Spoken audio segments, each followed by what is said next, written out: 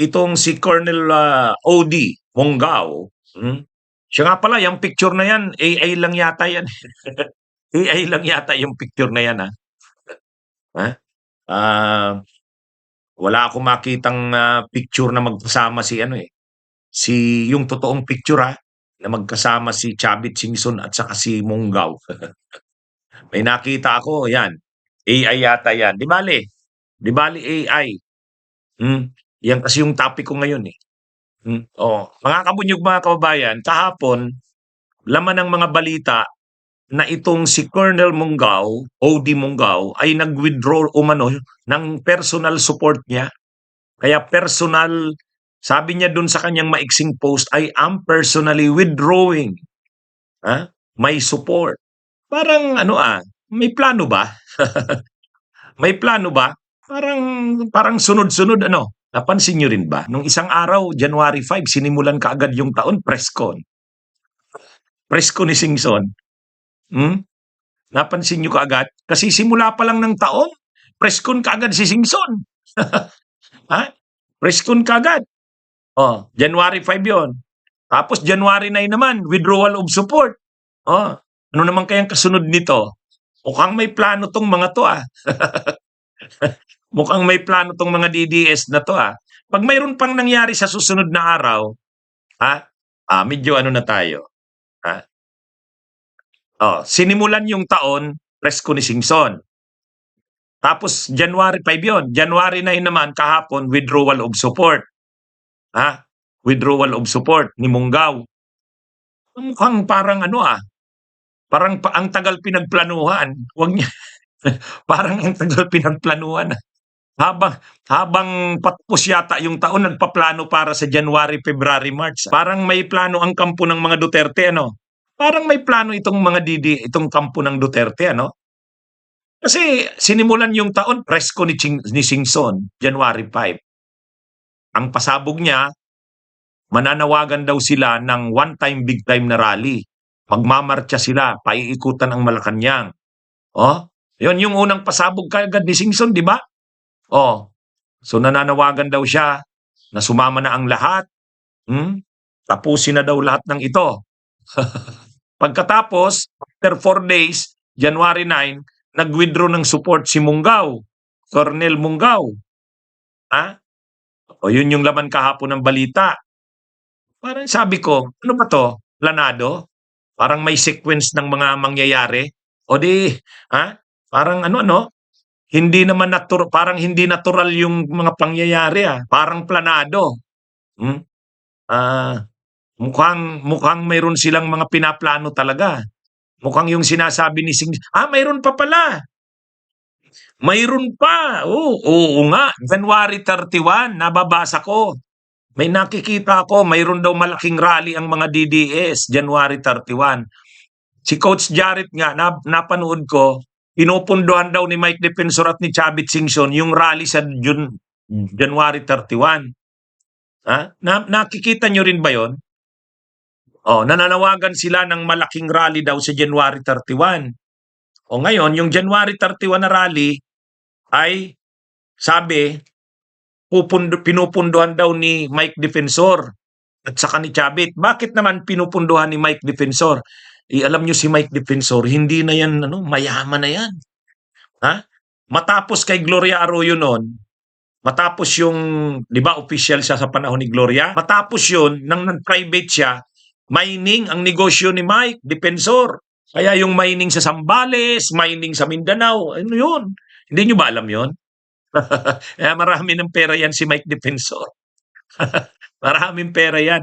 Kaya kung sinasabi nyo na pinupunduhan daw ni Mike Defensor yung yung rally sa January 31, pati si Chavit Singson, magrarally yata ang mga DDS. Huwag kayong magtaka bakit na kaya ni Mike Defensor yun. Maraming pera na yan si Mike. Nagnegosyo yan ng mining. Pero ng niya kay GMA. Kaya yung mga mining, ang sosyo niya, alam niyo kung sino? Alam niyo, sige nga.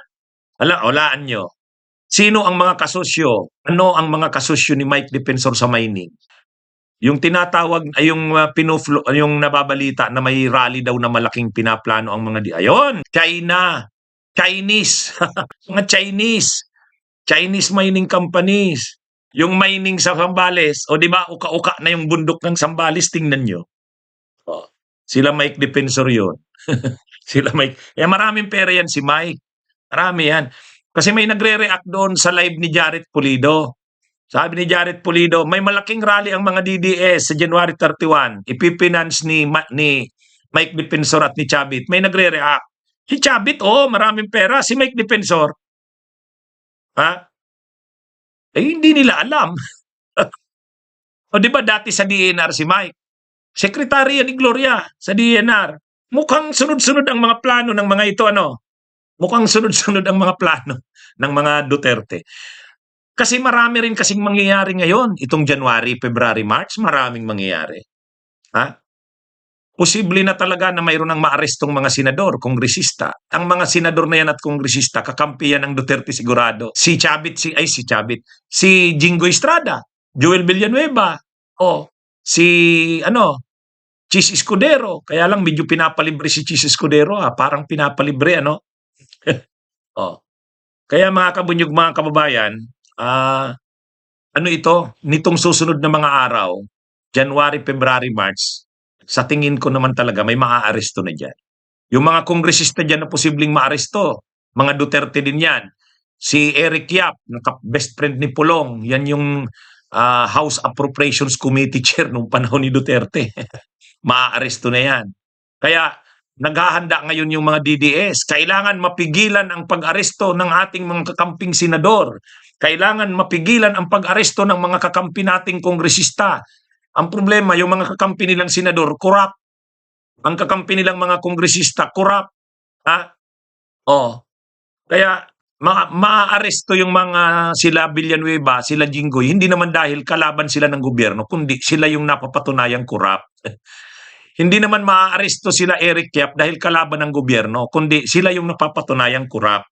Ngayon, inaakusa ng mga Duterte, corrupt din daw sila Romualdez. Corrupt din daw sila Romualdez. Problema, hindi naman sila naglalabas ng ebidensya. O sige, hamunin ko ang mga DDS. Maglabas kayo ng ebidensya kay Romualdez. Akong magdi-discuss dito sa vlog ko. Pag linabas yung ebidensya kay Romualdez, i-discuss ko yan dito, ilalabas ko rin yan. Para ipakita sa inyo na fair ako. Ang problema, gusto nyong i-discuss ko yung korupsyon ni Romualdez, wala naman akong ebidensya dyan. Kahit tinitingnan ko sa balita, wala akong nakikita eh. Alam nga naman ako ang niyan. Alam nyo naman ako kung ano yung nandyan sa balita, dinidiscuss ko yon. Kaya ito, anyway, mukhang mayroong pinaplano tong mga to. Mukhang mayroon, Ang ebidensya daw nila, pinipigilan tulad ni Gutesa. Sus naman, mapipigilan mo ba si Marcolet? Argo? Ang sabi ni Argo, kaya daw hindi nakakapaglabas ng ebidensya kasi pinipigilan. Hindi naman magpapapigil yan si Marcoleta, hindi naman yan magpapapigil si Amy Marcos. Wala lang talaga kayong testigong na ilalabas. Si Amy Marcos, bira ng bira sa kapatid niya, bira ng bira kay Martin Romualdez, wala namang linalabas na ebidensya. Alam nyo, pag nakita ng taong bayan na maraming ebidensya kay Romualdez, magrarally ang taong bayan, hindi papayag ang taong bayan na hindi mapanagot si Romualdez. Ang taong bayan walang kinakampihan.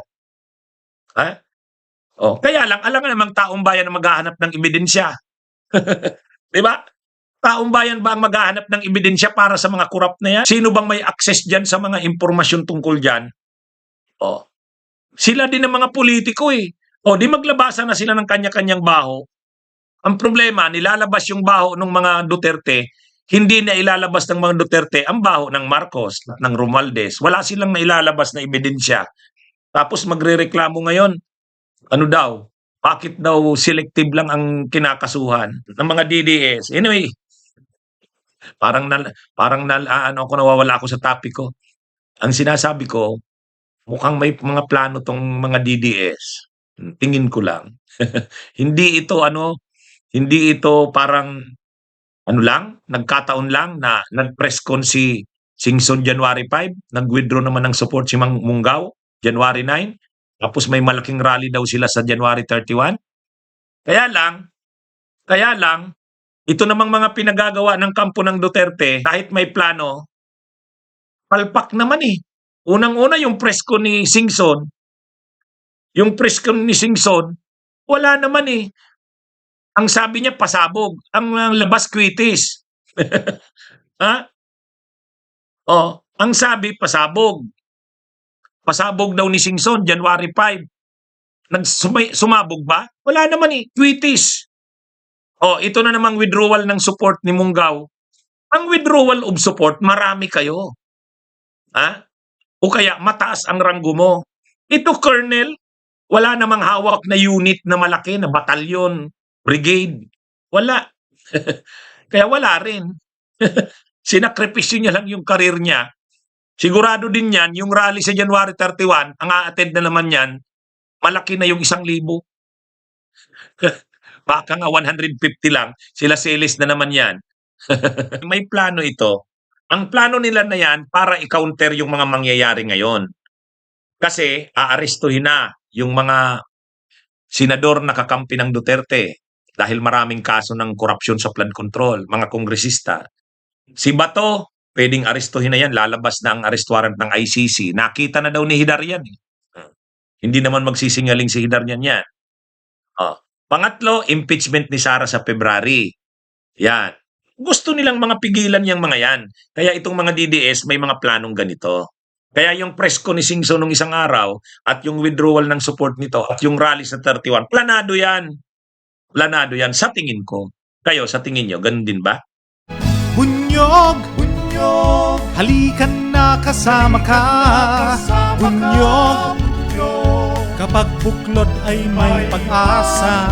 Luzon, Visayas, Mindanao, isa ang pananaw. Sa bagong Pilipinas ang bunyog isisigaw. Bunyog.